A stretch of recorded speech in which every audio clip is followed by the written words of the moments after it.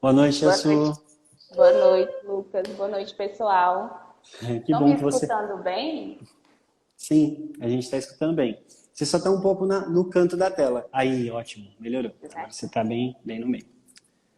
Shelly, obrigado por ter aceitado o convite. Não foi uma intimação, não é porque eu sou o chefe da Assu que ela aceitou, mas não tem uma pessoa que eu pensei mais indicada para esse tempo aqui, para a gente conversar sobre essas habilidades de pré-alfabetização. Hoje a Sueli é coordenadora também aqui na escola, além de tutora de famílias educadoras. E ela coordena todo esse processo de alfabetização, desde as crianças menores de 3, 4 anos, como também as maiores já na fase da alfabetização, certo? Então eu queria conversar contigo tanto sobre sua experiência com as crianças nesses mais diversos níveis, mas principalmente também entender o que é pré-alfabetização, que habilidades são essas, quais são as importâncias dessas habilidades, tá bom?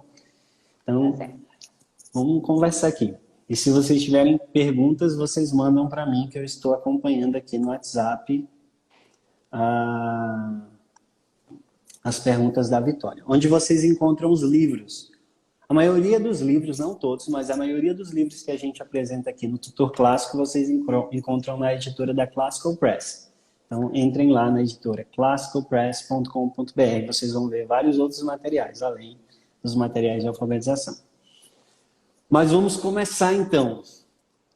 Sueli, explica para mim, o que são habilidades de pré-alfabetização? Tá bom. Ah, Lucas, tu tá só travando pra mim, mas tá todo mundo escutando bem, né? Eu estou te escutando bem. Tá, então tá bom. Bom, vamos lá. Boa noite mais uma vez.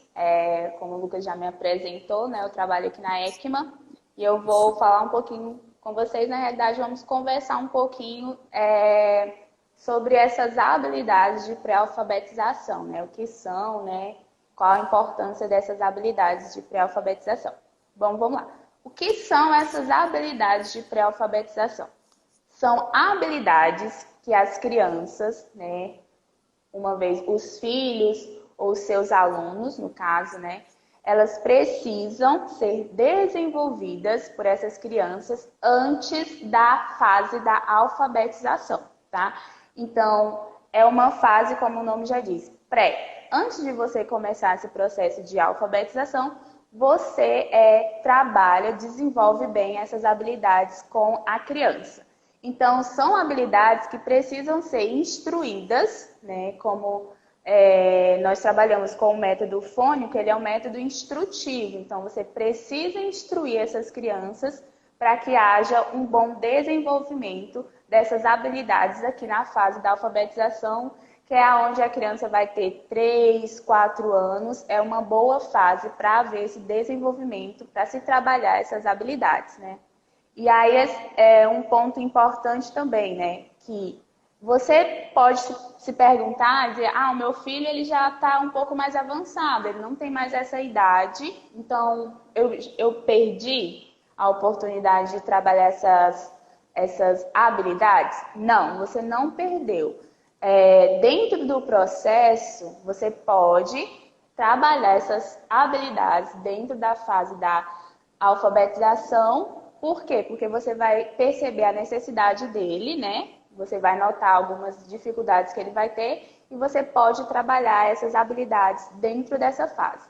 Mas o ideal é que se trabalhe essas habilidades antes da criança entrar no processo de alfabetização, onde a criança ela vai poder desenvolver com sua ajuda, né, de maneira lenta, de maneira prazerosa essas habilidades e você vai poder ajudá-la, né? E aí você pode usar diversas atividades para desenvolver essas habilidades, desde o nosso material que nós estamos disponibilizando até outros materiais com materiais manipuláveis para você desenvolver bem essas habilidades. E aí a criança, quando ela avançar de fase, quando ela avançar no processo, ela vai ter facilidade em fazer a alfabetização. É, as habilidades de pré-alfabetização, elas acabam tornando esse processo de alfabetização muito mais fluido, né? Obviamente que a alfabetização não é natural, a gente sempre conversa sobre isso, né? Não é algo natural, a criança não vai se colocar dentro de um ambiente alfabetizador e vai absorver a leitura, mas pode ser um processo menos difícil, né? Menos traumático, né? A gente conhece várias histórias de pessoas que sofreram muito dentro do processo de alfabetização e se tivessem trabalhado talvez essas habilidades, né, o processo seria diferente. Pessoas que inclusive não gostam de ler, né, têm uma ojeriza a leitura porque sofreram tanto dentro desse processo de alfabetização e a gente pode tornar esse caminho mais fluido, né, mais tranquilo.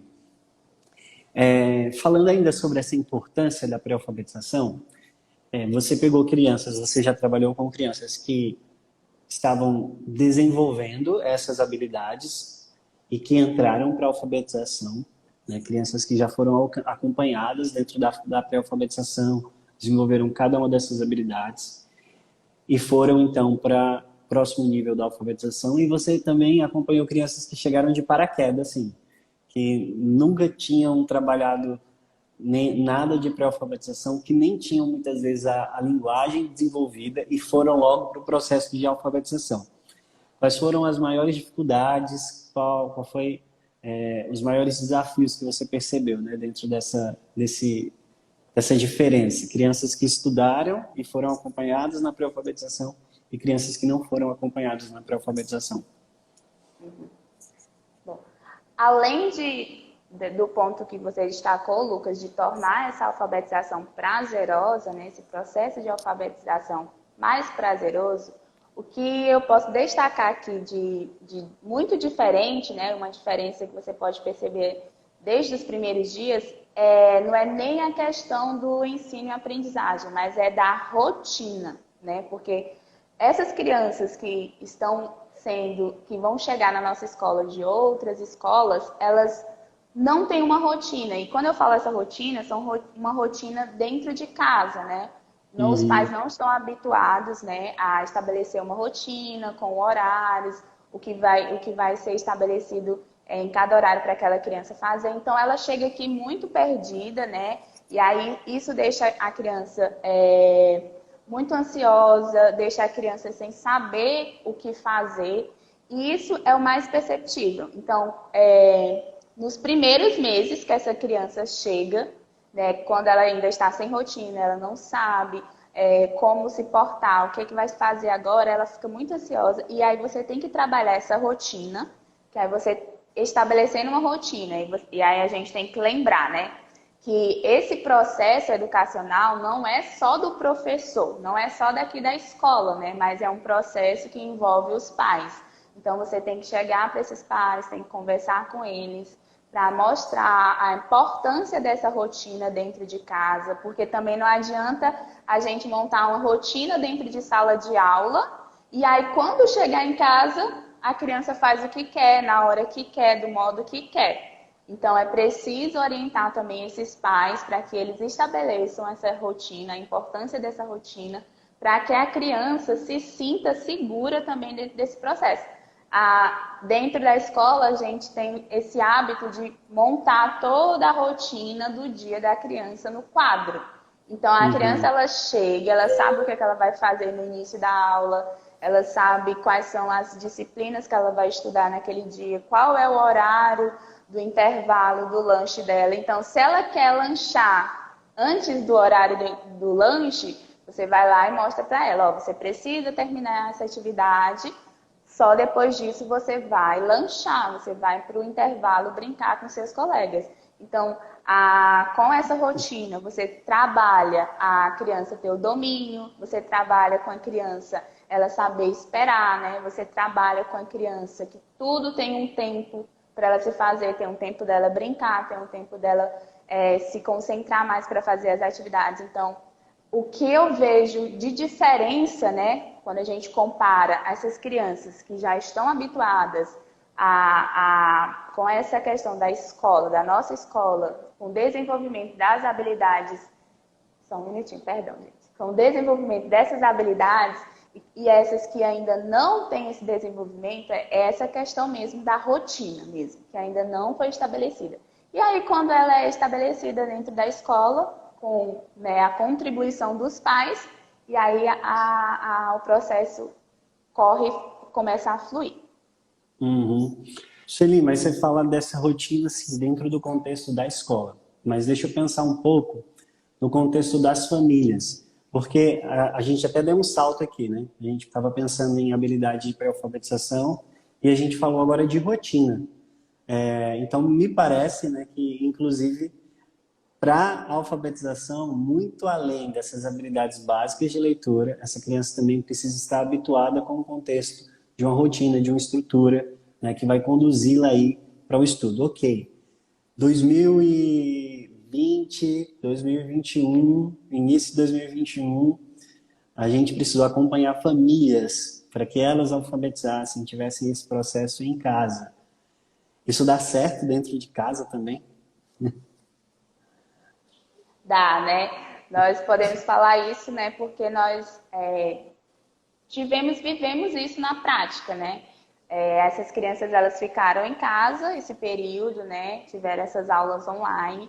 E aí os pais, né, tiveram que estruturar, né, toda uma rotina para que essa criança não se perdesse. Porque é muito diferente, né? Como eu falei, ela vem para a escola, ela tem tudo montadinho, ela sabe o que é que vai fazer, ela sabe todos os horários das atividades que ela vai ter dentro de sala de aula. Quando ela chega em casa, às vezes não tem uma rotina, às vezes os horários não são estabelecidos, então ela vai ficar perdida. E aí essas famílias, elas precisaram também entrar nessa rotina. Eles precisaram estabelecer horário para todas as coisas, para os estudos dessas crianças, para que elas não se perdessem.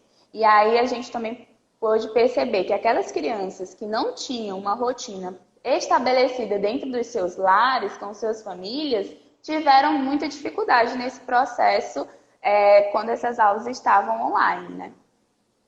Uhum. Dificuldade de avançar, né? Ok, mas vamos lá. Então, deixa eu só resumir aqui. A habilidade de pré-alfabetização são conhecimentos, desenvolvimentos cognitivos e de habilidades que as crianças precisam antes de serem alfabetizadas. Para que esse processo de alfabetização seja um processo de alfabetização mais fluido e mais prazeroso.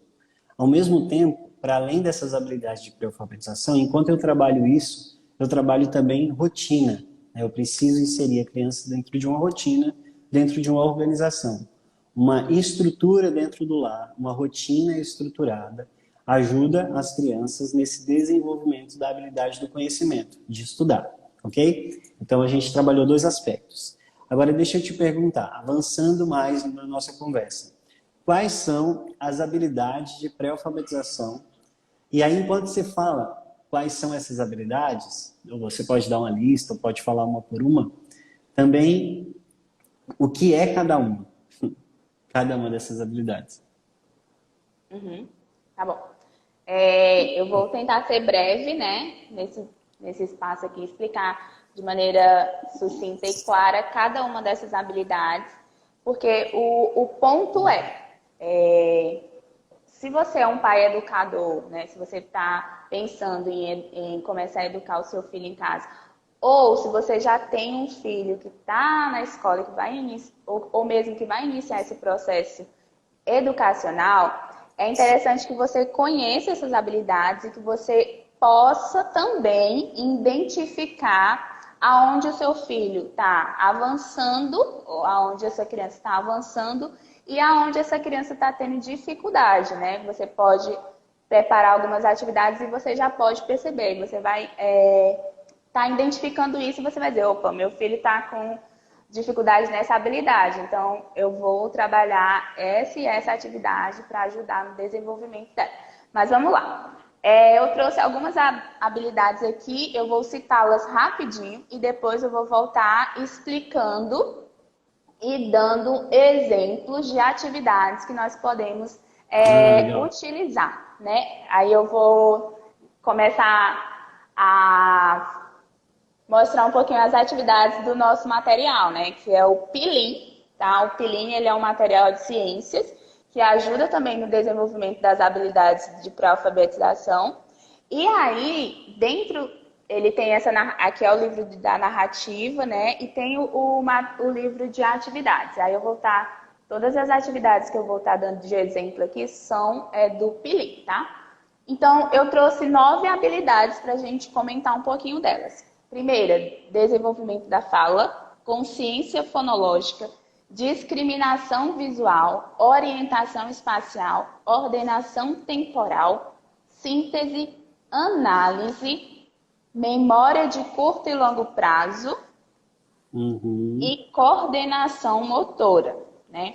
Então, eu vou falar rapidamente de cada uma para você ter uma noção e para você poder identificar essa habilidade quando você estiver Shelly, me faz um trabalhando com favor. o seu...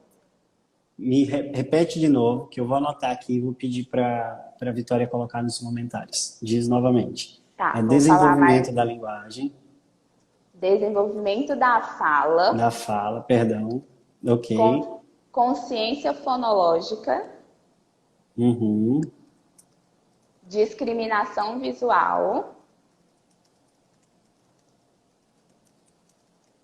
orientação espacial, Uhum. ordenação temporal,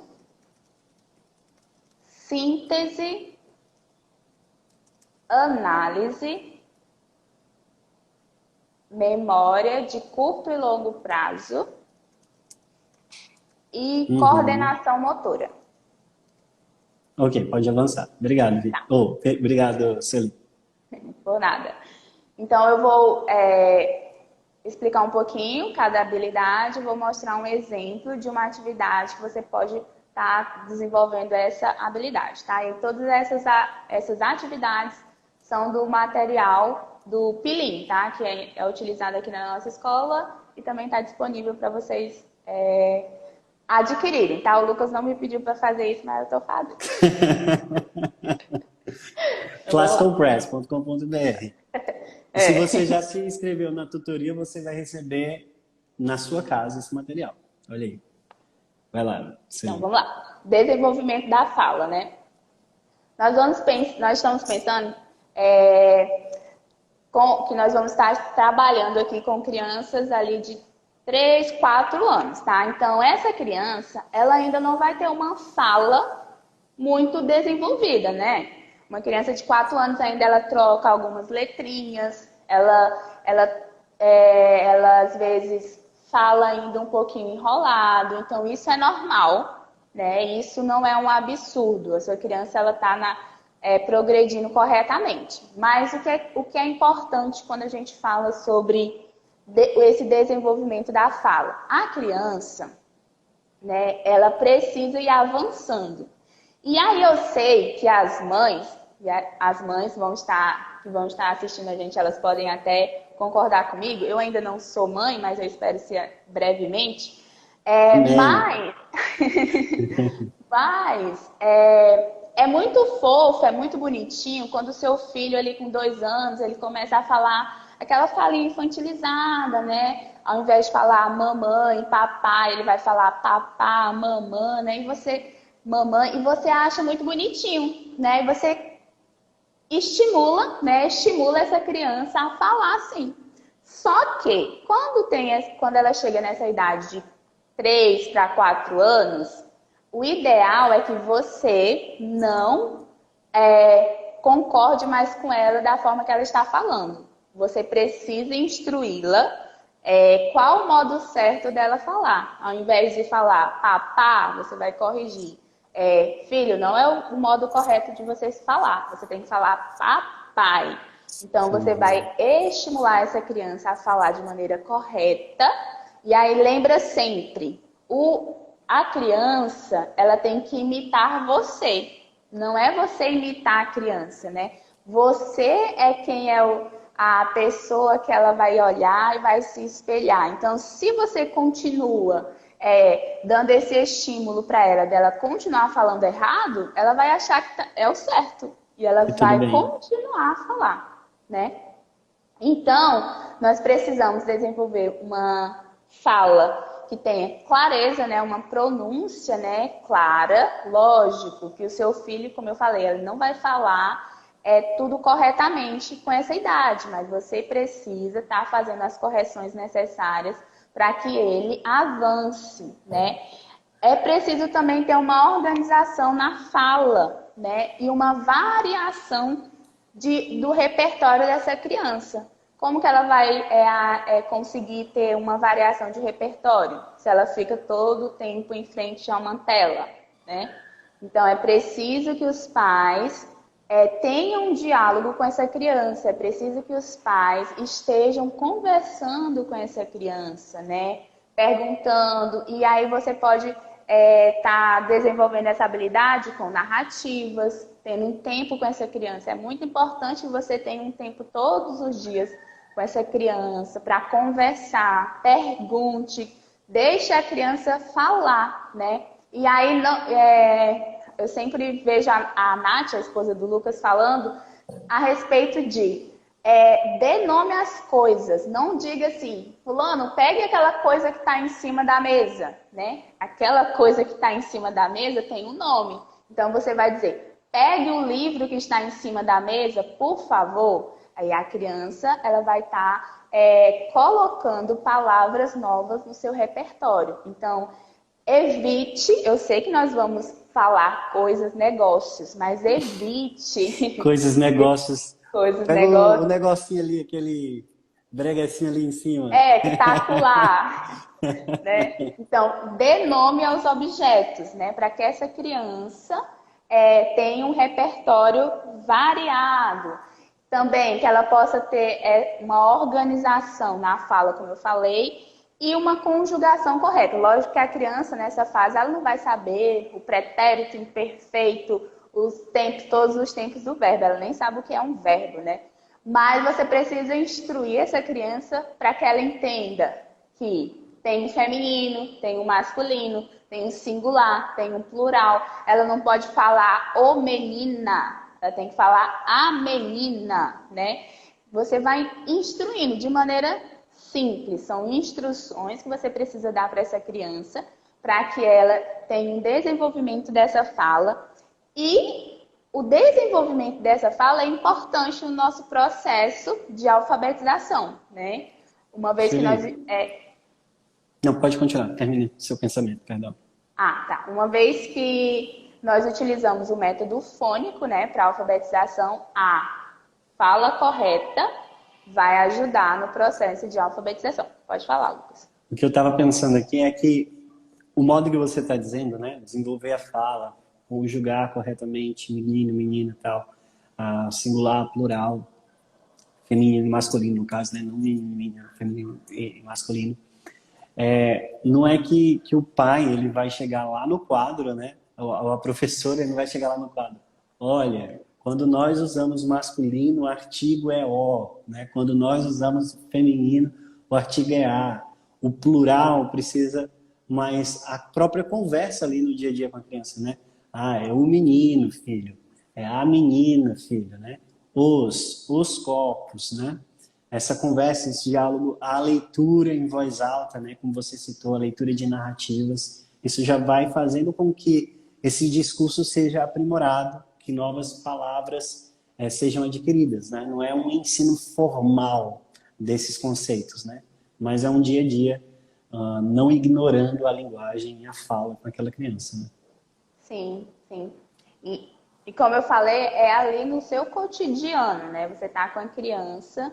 E aí, ao invés dela estar na frente de uma tela, ela vai estar ali com você, vai estar conversando, né? E você vai fazendo essas correções necessárias. E aí, um ponto importante é um processo. A criança, ela não vai entender ali naquele primeiro ponto. Pode ser que ela entenda e ela nunca mais fale daquele jeito. Mas você tem que entender que é um processo. Você vai ensinar a maneira correta hoje, amanhã ela vai fazer errado de novo, aí você continua ensinando. É um processo, devagarzinho, e até ela entender, conseguir entender da maneira correta. Então, é um processo, pessoal, de maneira lenta, e o importante é não desistir, né? Continuar, mesmo com as dificuldades que vai ter. Bom, passando para a segunda habilidade, né? Então, os exemplos que eu posso trazer dessa habilidade do desenvolvimento da fala. Ter conversas com seu filho, converse com ele, use narrativas, procure leituras que ele gosta, né? Então, você vai fazer essa leitura em voz alta, ele vai conhecer palavras novas, vai introduzir no seu vocabulário e também vai melhorar, né, a pronúncia, a sua fala. Ótimo. Segunda habilidade. Consciência fonológica, né? A consciência fonológica é a habilidade que prepara a criança, né, e treina a audição. Então, uma vez que nós estamos alfabetizando e preparando essa criança para a alfabetização pelo método fônico, a criança, além de ter uma fala correta, ela precisa exercitar a sua audição. Então, como é que ela vai entender os sons corretos se ela não sabe escutar corretamente, né? Então, essa habilidade da consciência fonológica justamente treina a sua audição. Como que a gente vai treinar essa audição? Com jogos de escuta, né? Nós temos um livro muito bom, não é nosso, né? Mas nós trabalhamos aqui na escola ele, na fase de pré-alfabetização, que são jogos de escuta, jogos de rima, né? A criança ela vai escutar um som e ela vai identificar esse som. Ela vai dizer, esse som é de um cachorro, esse som é da buzina de um carro. Então, você vai trabalhar jogos que ajudem no desenvolvimento da audição do seu filho para que ele possa escutar bem e ele possa, consequentemente, ler bem, tá? Terceira habilidade, a discriminação. O livro é Consciência Fonológica em Crianças Pequenas. É esse que você está citando? Que você da tutoria também recebe.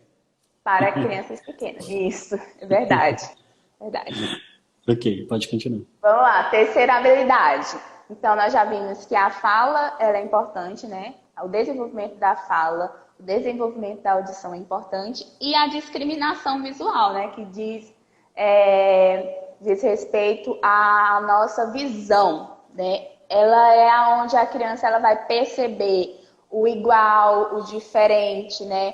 É onde a criança ela vai poder também perceber quais são as cores, qual é a cor, qual é a outra cor aqui, né? Onde ela vai olhar para uma atividade ou para um desenho e ela vai perceber o que é que está igual e o que é que está diferente, né? E aí você, trabalhando bem essa habilidade na pré-alfabetização, quando chegar na fase da alfabetização, essa criança, ela não vai ter dificuldade de fazer a troca, que é muito comum no início ali da alfabetização. Por exemplo, ela vai trocar o B pelo D. Quando ela vê o B, ela vai dizer que é o D. Quando ela vê o P, ela vai dizer que é o Q, né? Então, quando a criança está com essa dificuldade, você já vai identificar que ela não desenvolveu muito bem a habilidade de discriminação visual. E aí, deixa eu mostrar para vocês umas atividades aqui do Pilim, que trabalha justamente essa questão da discriminação visual. Então, eu acho que vocês vão conseguir ver um pouquinho, né? Mas essa atividade, dá pra ver, né? Essa atividade é bem simples, né? Então, você vai perceber que são atividades simples, que a criança vai fazer ali, muitas vezes brincando, e vai estar desenvolvendo essas habilidades, né? Ela vai olhar para as caixas de leite e ela vai perceber qual está diferente. Só isso, né? Então, se a sua criança ela conseguir responder corretamente, isso quer dizer que ela está tendo um desenvolvimento bom. Se ela tiver dificuldade, né, em responder essa questão bem, então aí você já tem um sinalzinho de alerta, que aí você vai perceber que ela não está tendo esse desenvolvimento. Por exemplo, outra aqui, do Pilim também, são percepção de cores, né? Ele vai perceber aqui quais os animais que estão usando a mesma cor de roupa e qual o animalzinho que não está usando a cor igual, né? Então, é igual e diferente, né?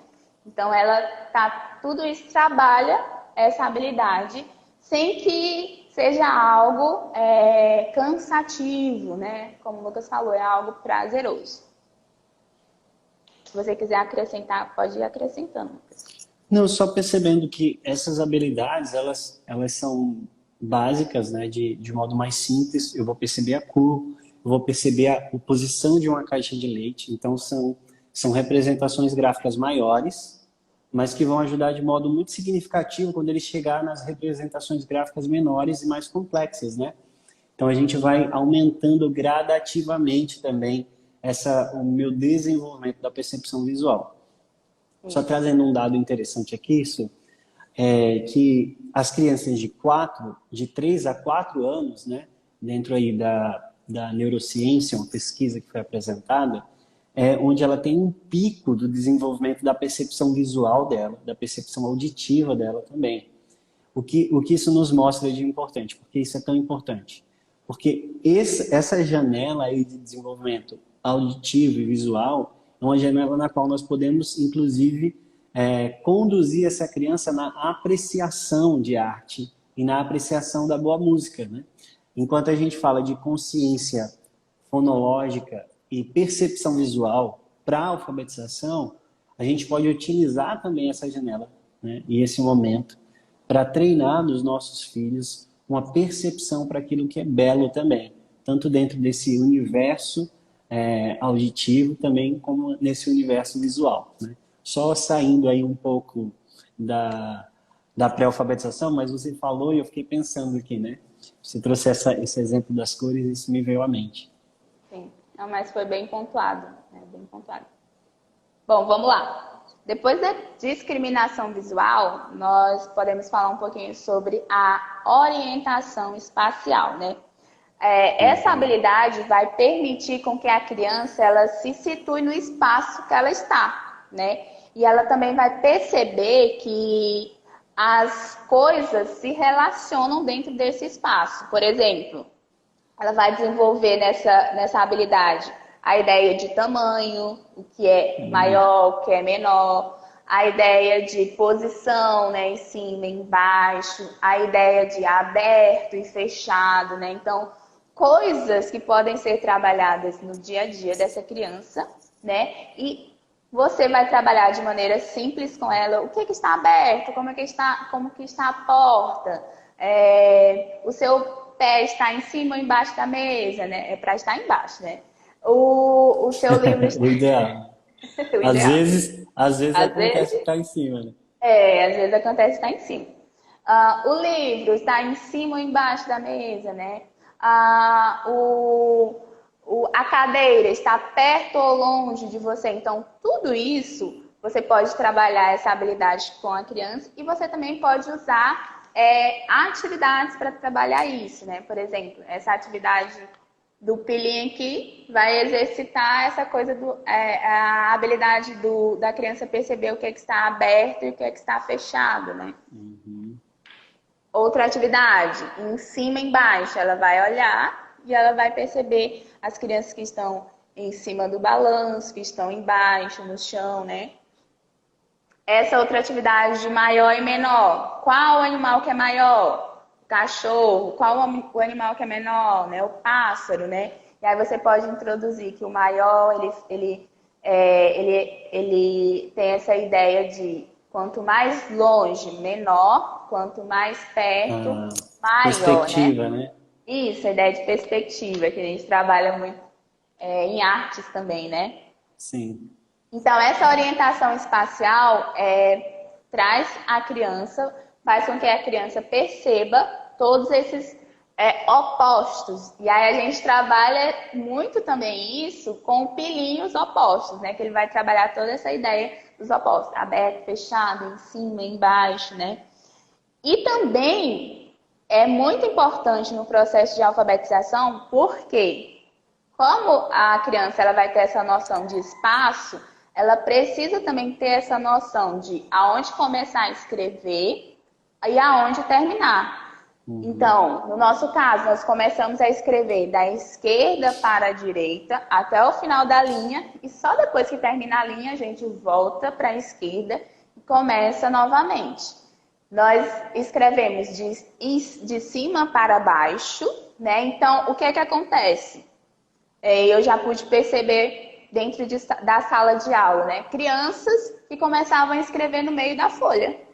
Crianças que começavam a escrever embaixo, né? Da direita para a esquerda. Então, ela não tinha essa noção do espaço, né? Ela não tinha essa habilidade muito desenvolvida. Então, você tinha que, às vezes, parar um pouquinho e desenvolver essa habilidade, né? Estou dando esse exemplo lá quando eu estava na sala da fase já da alfabetização, né? Então, tinha que parar um pouquinho e trabalhar essa habilidade novamente para que ela tivesse essa noção. E aí também, pessoal, outra habilidade é a ordenação temporal. Essa habilidade, né, muitas crianças têm dificuldade de desenvolver essa habilidade. Por quê? O que significa essa habilidade? É a noção que a criança tem do tempo. Ela vai perceber que ela está no presente e aí ela vai entender que existe um antes, que é o passado, e um depois, que é o futuro, né? Então, teve um antes e tem um depois. Como que você trabalha essa habilidade com as crianças? Através de contação de histórias, e aí você vai contar essa história para ela e você... Tá saindo um sonzinho aí? Não. Não? Ah, então tá. E aí você vai contar essa narrativa para ela e você vai pedir para ela recontar. Você vai dizer o que aconteceu primeiro, o que aconteceu depois, né? E aí você vai perceber, se a criança ela faz uma confusão, se ela começa do final, depois vai para o início, depois vai para o meio, então essa habilidade de ordenação temporal não foi bem desenvolvida ou não está sendo bem desenvolvida. Mas lembre, né? Eu gosto sempre, é um processo, né? Se você viu que seu filho não está desenvolvendo bem, não se descabele, né? Não ache que você não está sendo um bom pai, um bom professor, né? Eu tô tendo a impressão, Sueli, que parece que tem alguns pais que ficam meio desesperados, alguns professores que ficam meio desesperados quando a criança não avança, né? Não sei, você está enfatizando tanto isso que é a impressão que eu tenho. Tem sim, tem sim. Tem essa preocupação, né? Meu filho não está conseguindo, meu filho não está conseguindo desenvolver, né? Então, eles têm essa preocupação. E o professor também tem isso, né? Porque ele quer ver o avanço do aluno. Então, a gente precisa entender que é um processo, né? E que cada criança tem um tempo, né? Cada criança tem um tempo. Algumas vão ter muita facilidade, outras vão ter um pouco de dificuldade. E ele tem um problema? Não. Até ser identificado por um profissional de saúde, né? Ele não tem nenhum problema. Às vezes é porque aquela criança ela é um pouco mais lenta mesmo. Ou você precisa trabalhar essa habilidade de outra forma, com manipuláveis, né? Usando coisas materiais do seu dia a dia para trabalhar essa habilidade e aí essa criança consiga desenvolver bem, né? Então, a ordenação temporal. Não, é interessante, Sueli, que quando a gente acompanha os pais, né? Alguns pais percebem essa dificuldade e a criança às vezes parece mais devagar, mais lenta dentro de um processo e em um dado momento, né? Nessa tentativa, usando outros recursos, ela aprende aquilo de um jeito e pronto, né? Desenvolve todo o restante depois, né? Então, às vezes, a gente fica muito preocupado de seguir um cronograma, né? Sendo que todo o processo ele vai se desenvolver de modo natural, né? Se a gente instrui de modo adequado. Né? Isso, isso. E é importante a gente ser sensível, né, para essa criança, porque às vezes o modo que o professor ou que o pai está instruindo aquela criança não é o modo mais adequado para ela, né? Às vezes ela vai aprender mais com manipuláveis, com objetos, né, que ela vai pegar. Então a gente precisa também perceber isso. E aí, como você falou, às vezes você diz assim, de uma hora para outra a criança aprendeu aquilo que ela passou o ano todinho para aprender, né? Mas é porque cada criança tem o seu tempo mesmo, né? Então, a ordenação temporal, né? Para você trabalhar bem, desenvolver bem, você vai utilizar muito histórias, narrativas, onde essa criança vai perceber que cada história tem um início, tem um meio e tem um fim. No Pilim tem muitas atividades assim, onde vai aparecer assim, imagens, que aí você conta a história na sequência correta, né?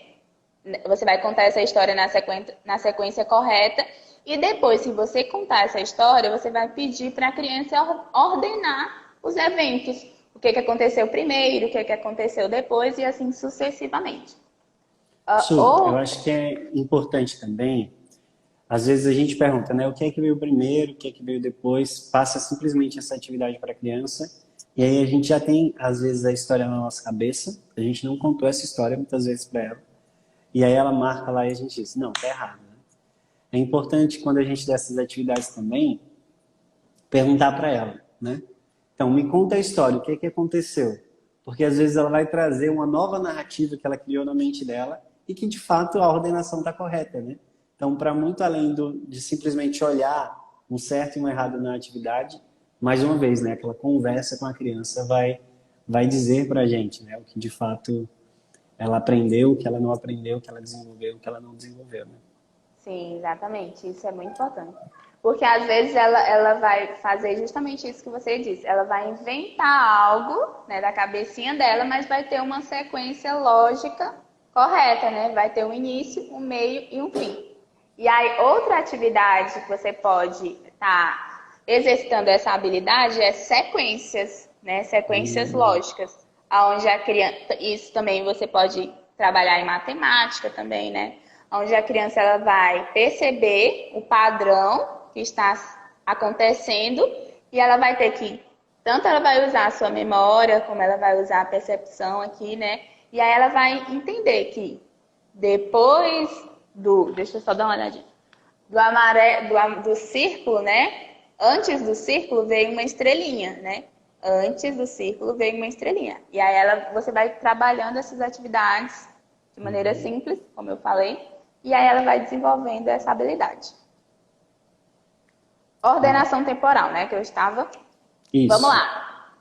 Agora é síntese. Síntese e análise, né? A síntese, pessoal, é uma habilidade que você vai compor um todo, tá? A partir de unidades menores. Então, vamos pensar aqui na alfabetização. Você vai pegar fonemas, letrinhas, vai juntá-las, tá? E você vai formar partes maiores. E aí, como é que a gente trabalha essa habilidade na fase da pré-alfabetização? Com quebra-cabeça. Algo que você, assim, se você puder compre quebra-cabeça para o seu filho que está nessa fase de pré-alfabetização, né? Quebra-cabeça simples, principalmente aqueles quadradinhos que não precisa de muito encaixe, porque ainda ela vai ter um pouco de dificuldade, né? Então você compra isso, a motricidade ainda está sendo desenvolvida. Então, compre aqueles que só encostam um no outro, né? E aí essa criança ela vai estar pegando partes menores, né? Partes menores e vai formar um todo. Então, brincando, ela vai estar desenvolvendo essa habilidade. Igualmente que nós temos muitas atividades mais ou menos nesse modelo aqui no Pilim, né? A criança ela vai pegar, observar quais são as partes iguais que vai formar, né, o conjunto. Ela vai precisar também aqui identificar o local correto dessas peças que estão aqui do lado para terminar de montar essa imagem. Então, tudo isso vai estar exercitando essa habilidade de síntese. Aqui, partes, né? Ela vai montar e vai formar a bola. Ela está trabalhando essa habilidade de síntese. E aí, quando estiver lá na fase da alfabetização, ela vai pegar, né, essas sílabas, o fonema vai transformar em sílaba, vai transformar em palavra, e essas palavras vão se transformar em frases, então em algo maior. O contrário da síntese é a análise. A análise é a habilidade de você decompor, né, toda uma unidade, você vai partir do maior e você vai decompor em partes menores. Então, ao invés de você pegar as partes menores para compor o maior, você vai pegar o maior e decompor em partes menores, né? Como você pode trabalhar isso? Você pode estar trabalhando esse tipo de atividade aqui. Ele vai ter essa casa montada, né? E aí a sua criança vai ter que observar entre essas opções que tem aqui embaixo, qual dessas opções, quando ele montar, quais dessas partes, quando ele montar, vai formar essa casinha. Então, você está trabalhando a habilidade de análise. Esse outro exemplo aqui, ó, tem o todo, né? E aí ele vai separando as partes. E aí essa atividade também trabalha essa habilidade de análise, tá? Legal. Próxima. Já estamos Só na oitava. completando, se a síntese é para leitura, análise vai ser ótima para ortografia, para escrever, Sim. soletração. Deixa eu te perguntar, Sueli, agora dando um saltozinho só, já que a gente falou sobre análise, você já trabalha soletração desde a primeira fase da alfabetização? Ele saindo da pré-alfabetização, ele consegue chegar na alfabetização e trabalhar a soletração? Sim, né? Eu vou falar da minha experiência, né? Antes, né, eu entendia que não é possível essas crianças que estão na primeira fase da alfabetização conseguirem fazer uma soletração. Eu achava que era impossível, mas por experiência própria, essas crianças, elas conseguem, elas têm uma facilidade. Elas têm uma facilidade muito grande. Por quê? Porque já foi trabalhada essa ideia, né? Tanto de exercitar a audição delas, como a síntese foi bem trabalhada, como a análise foi bem trabalhada. Então, elas vão decompor, né, essa palavrinha que você fala com muita facilidade mesmo. Então, é possível trabalhar a soletração desde a primeira fase da alfabetização. Se as habilidades de pré-alfabetização foram bem desenvolvidas, né? Sim, exatamente. Obrigado, Su. É memória curta e memória de longo prazo agora, né?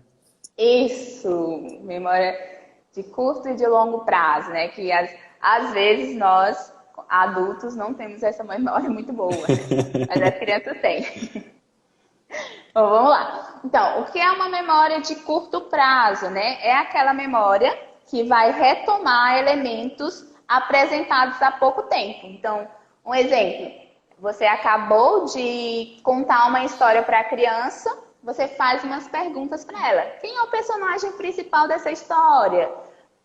Qual o nome desse personagem? Então, se essa criança ela é capaz de responder, né, corretamente essas suas perguntas, isso quer dizer que essa habilidade, essa memória de curto prazo dela está sendo bem desenvolvida, perdão. E o que é a memória de longo prazo? É aonde, quando essa criança ela é capaz de retomar, né, fatos que aconteceram ontem, aconteceram mês passado, aconteceram no passado, né? Então, tendo como exemplo essa narrativa. Se você contou essa narrativa semana passada, você retoma hoje ou amanhã, e aí a sua criança ela consegue contar essa narrativa, ela consegue identificar esses personagens sem que você tenha recontado ela, então essa criança está trabalhando bem a memória de longo prazo. Então, como você trabalha a memória de longo prazo e de curto prazo com essas crianças? Com narrativas também. A maneira mais simples que você pode ter é trabalhando com narrativas. E aí você vai estimular essa criança a retomar esses fatos que ela ouviu hoje ou que ela ouviu semana passada e você vai estar exercitando. Memorização também é algo muito importante, né? Algo muito bom para você exercitar a sua memória, né? E nessa fase, as crianças elas memorizam muito rápido. Então, elas guardam as informações muito rápido, elas não esquecem muito fácil. Então, é uma fase muito boa e muito adequada para você trabalhar, exercitar a memória de longo e curto prazo, porque lá na frente, nas outras fases, durante o processo, ela vai precisar muito recorrer a essa memória de longo prazo, essa memória de curto prazo, para fazer essa questão da leitura, né? Então, é importante você exercitar essa memória de longo e curto prazo da criança. Sueli, eu estava lembrando aqui, você falando sobre narrativas e trabalhar a memória, eu trabalhava, quem não sabe, né? Eu estive envolvido no processo de alfabetização quando a gente trabalhava no apoio escolar. A gente atendia crianças de escola pública e alfabetizava essas crianças. Tanto crianças que já estavam com a idade avançada, de terceiro até quinto ano, que não eram alfabetizadas, como crianças pequenas também.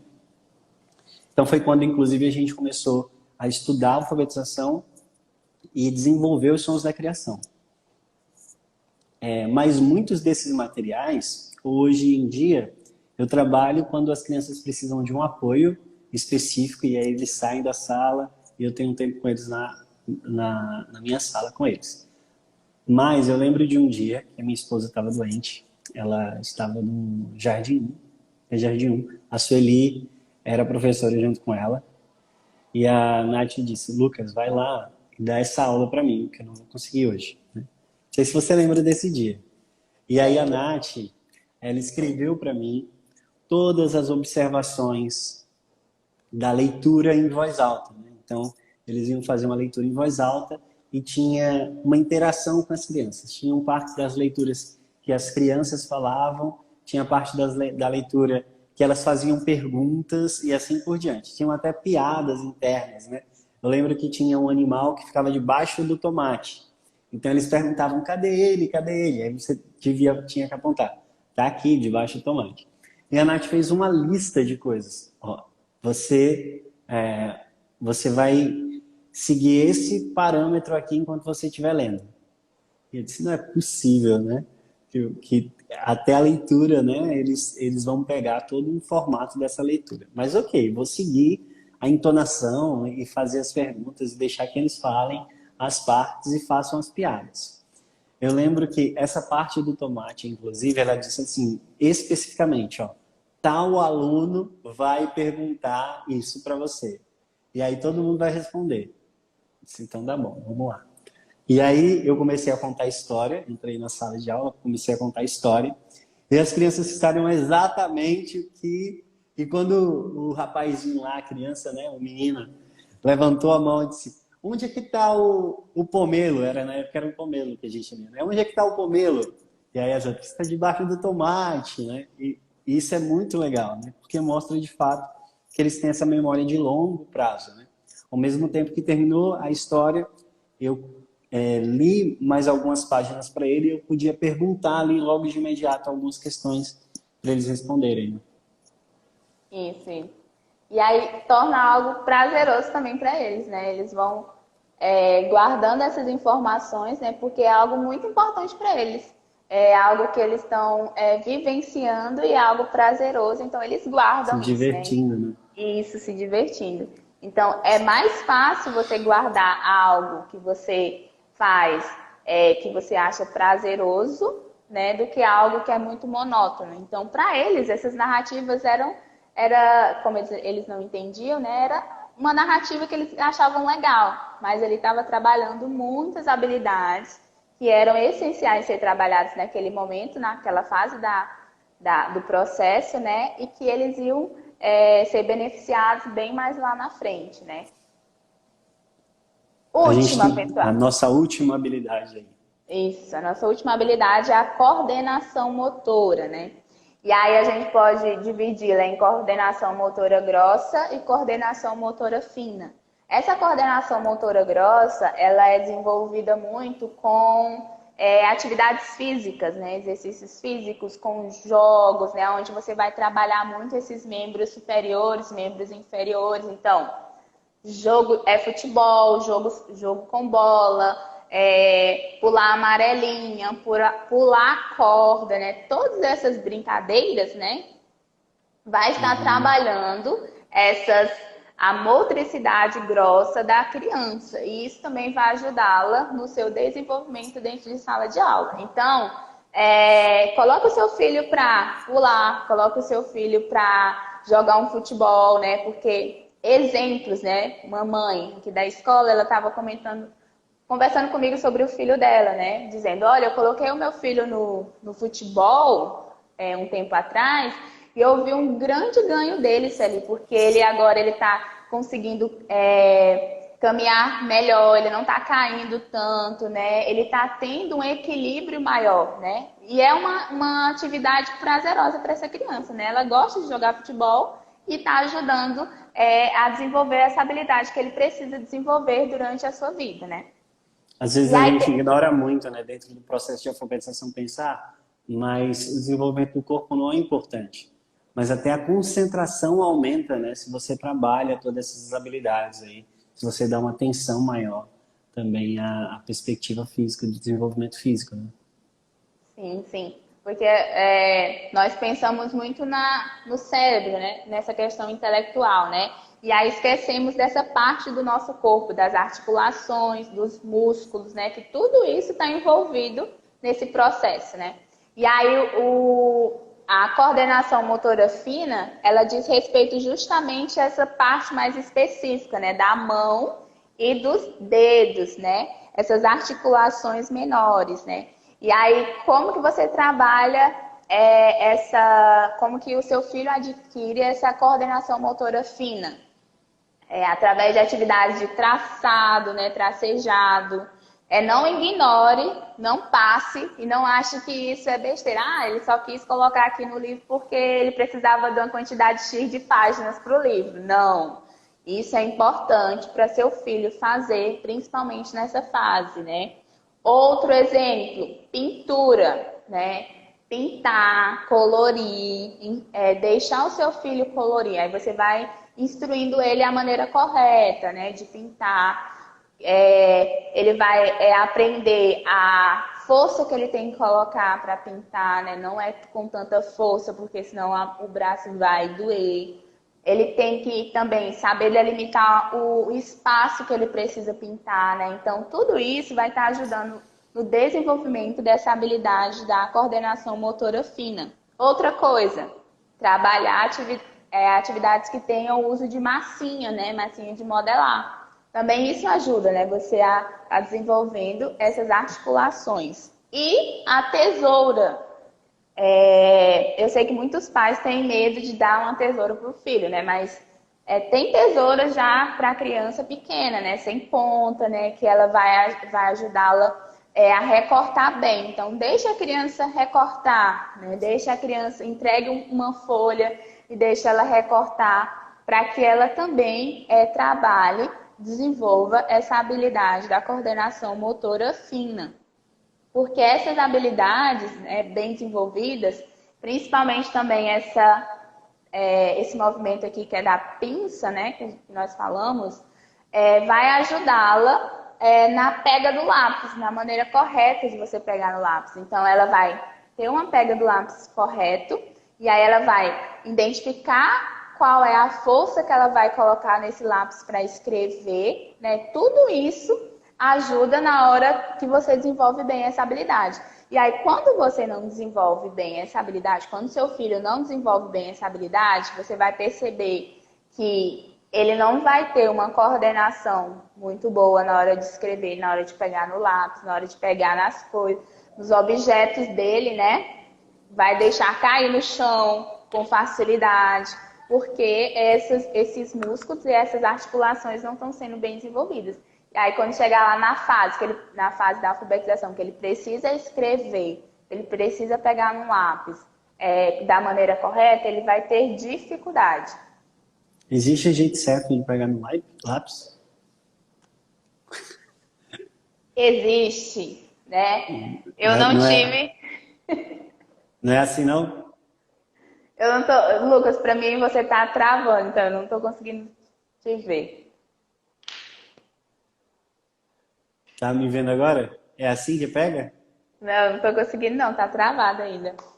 Mas Mas eu mostra pra mim. vou exemplificar, ó. Não é assim com com todos os dedos.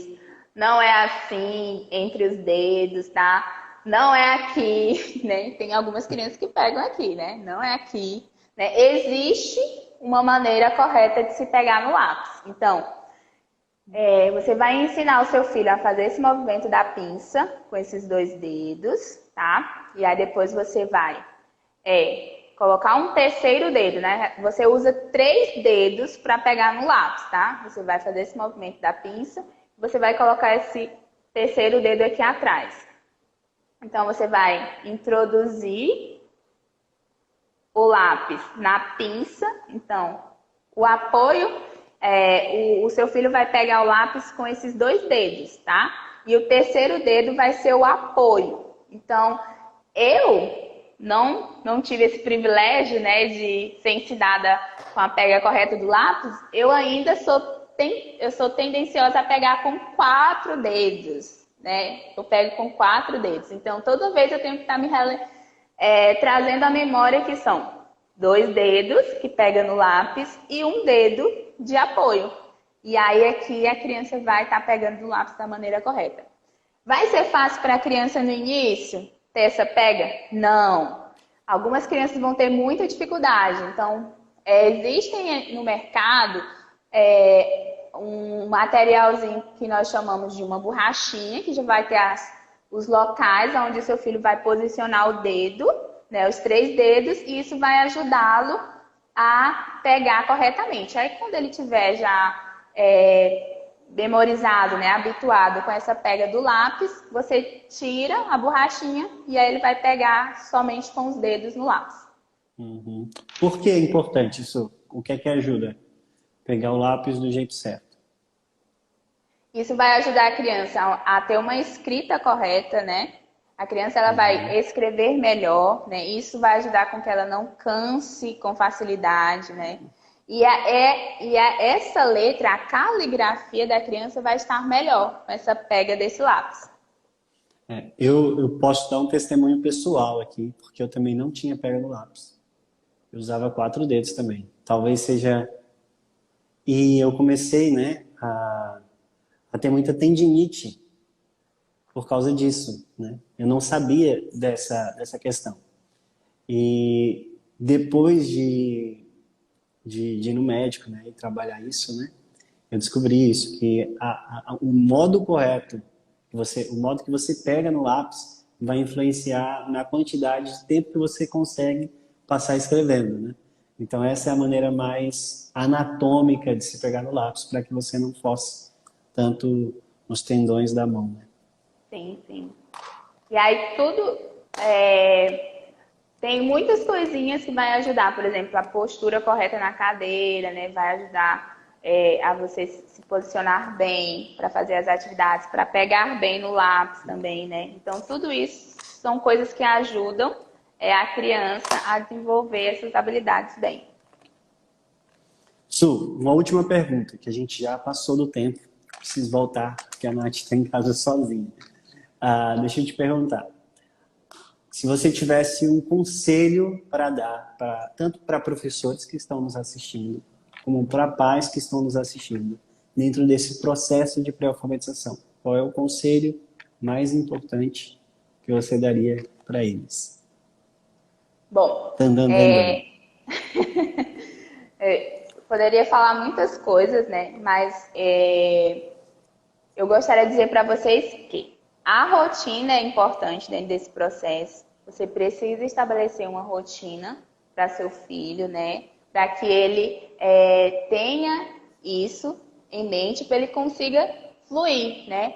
Outra coisa, eu sempre falei aqui, né? É um processo. Não se desespere achando que seu filho não vai avançar. Lembre, cada criança tem seu tempo. Cada criança vai avançar de modo diferente. Todos nós fomos criados por Deus de maneira diferente. Então, nós vamos ter o nosso tempo e o nosso processo, né? Nós vamos ajudar essa criança nesse processo, mas ela vai ter o seu tempo. Então, não se desespere. É um processo. Esteja atento para você perceber aonde essa criança está tendo uma dificuldade e você possa ajudá-lo. E você também possa perceber a forma de você estar trabalhando essas habilidades. Então, rotina, pessoal. Tenham rotina. Não é só na escola. A criança precisa ter uma rotina em casa. A criança precisa entender todo o processo do dia dela, o que é que vai acontecer ali dentro da casa dela, dentro da escola, para que ela não fique perdida, porque ela percebe, ela é sensível, a criança, ela percebe quando você se preparou, ela percebe, e para ela é muito bom quando ela consegue perceber, não, depois de eu almoçar eu vou dormir, depois que eu dormir eu vou brincar um pouquinho, depois que eu brincar um pouquinho, eu vou jantar. Então, a criança precisa dessa rotina, né? Todos nós precisamos dessa rotina para que a gente consiga caminhar nessa estrada que Deus tem preparado para cada um de nós. Amém. Uma outra coisa que eu acho interessante, não é um conselho para vocês, obrigado pelo seu conselho, eu acho que esse é o mais importante mesmo, entender que cada criança tem um processo e que a rotina é importante. Mas um outro ponto que eu queria levantar aqui antes da gente terminar é que nós temos lidado com esse desenvolvimento das crianças quando elas não conseguem, quando elas não se desenvolvem dentro do tempo que a gente quer, a gente tem lidado como se isso fosse uma doença, né? Então, tem crescido cada vez mais essa busca por ajuda especializada, como se as crianças estivessem com defeito mesmo, né? Então eu preciso procurar uma terapia ocupacional, porque ela não consegue se desenvolver naturalmente, porque ela não tem rotina, porque ela anda ansiosa. Eu tenho que buscar uma fono para trabalhar a linguagem dela. E a gente nem falou aqui sobre apraxia, né? Mas no desenvolvimento da fala, às vezes você precisa treinar alguns músculos mesmo. Ela precisa ter essa percepção auditiva, ela precisa saber expressar os sons. Uma fonoaudióloga, ela vai trabalhar justamente esse aspecto com as crianças, né? E aí a gente tem vários especialistas que trabalham cada um dos problemas e dos defeitos que essas crianças têm, quando na verdade o que elas precisam é de um pai, né, que esteja do lado delas, que possa orientá-las, que possa trabalhar cada um desses aspectos, né? Se eu trabalho dentro de uma rotina, se eu coloco meu filho para desenvolver trabalhos manuais específicos, se eu trabalho as habilidades da pré-alfabetização, se eu já insiro ele dentro desse ambiente de ouvir e de falar, trabalhando os fonemas, as letras, né, eu não vou precisar tratar, né, os meus filhos diante das doenças que eles têm, né? Eu vou ter paciência, vou conhecer qual é o tempo deles e vou conduzi-lo dentro desse tempo no desenvolvimento dessas habilidades. Então fica também um conselho para você, pai, né, que às vezes está tão ansioso e acha que o seu filho tem um defeito. Ele não tem um defeito, né? Ele precisa de atenção, ele precisa de cuidado, ele precisa de direção, ele precisa de orientação, né? E você vai vencer vários dos obstáculos cognitivos e fonéticos se você trabalha essas habilidades dentro de casa, né? E vai tornar aí a alfabetização muito mais fluida, muito mais divertida, muito mais prazerosa. Tá bom? Fiquem com Deus e tenham uma boa noite. Boa noite, pessoal.